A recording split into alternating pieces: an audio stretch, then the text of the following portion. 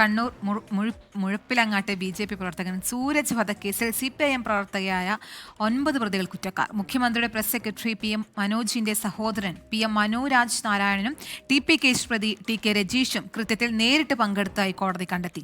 കേസിൽ തലശ്ശേരി സെഷൻസ് കോടതി തിങ്കളാഴ്ച വിധി പറയും. CPIM വിട്ട് BJPയിൽ ചേർന്ന ഇളമ്പിലായി സൂരജിനെ രാഷ്ട്രീയ വൈരാഗ്യത്താൽ വെട്ടിക്കൊലപ്പെടുത്തിയ കേസിലാണ് 9 പ്രതികളെ കുറ്റക്കാരെന്ന് തലശ്ശേരി സെഷൻസ് കോടതി കണ്ടെത്തിയത്. TK Rajeesh, NV Yogesh, K Shamjith, PM Manoraj Narayanan, Neyyoth Sajeevan എന്നിവർ കൊലപാതകത്തിൽ നേരിട്ട് പങ്കെടുത്തതായി കോടതിയിൽ തെളിഞ്ഞു. പ്രഭാകരൻ, KV പത്മനാഭൻ, രാധാകൃഷ്ണൻ, പുതിയപുരയിൽ പ്രദീപൻ എന്നിവർക്ക് ഗൂഢാലോചനയിലും തെളിവ് നശിപ്പിക്കലിലും പങ്കുള്ളതായും തെളിഞ്ഞു.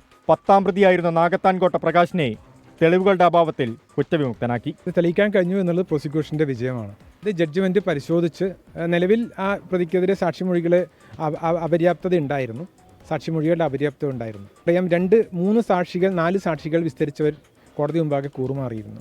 20 വർഷം മിക്ക സാക്ഷികളും ദൃക്സാക്ഷികളടക്കമുള്ളവർ പ്രതികളുടെ കൂടെയായിരുന്നു കോടതിയിൽ വന്നിരുന്നത്. ആ ഒരു വലിയൊരു ബുദ്ധിമുട്ട് പ്രോസിക്യൂഷൻ ഈ കേസിൽ അനുഭവിച്ചിരുന്നു.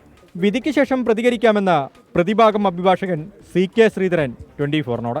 എന്തെങ്കിലും വിധി തിങ്കളാഴ്ച കിട്ടിയിട്ട് 2005 നടന്ന കൊലപാതകത്തിൽ 2ാം പ്രതിയായ രജീഷാണ് 5ാം പ്രതി PM മനോരാജിന്റെ പങ്ക് തുറന്നു പറഞ്ഞത്.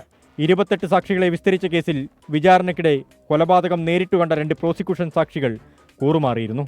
അസുഖബാധിതരാണെന്നും ശിക്ഷയിൽ ഇളവ് നൽകണമെന്നും പ്രതികൾ കോടതിയിൽ ആവശ്യപ്പെട്ടു. 1ാം പ്രതി മുഴുപ്പിലങ്ങാടി ലക്ഷംവീട് കോളനി പള്ളിക്കൽ ഹൗസിൽ PK ഷംസുദ്ദീൻ, 12ാം പ്രതി മക്രേരി കിലാലൂരിലെ TP രവീന്ദ്രൻ എന്നിവർ സംഭവശേഷം മരിച്ചു. തലശ്ശേരി സെഷൻസ് കോടതി തിങ്കളാഴ്ച കേസിൽ വിധി പറയും. 24 കണ്ണൂർ.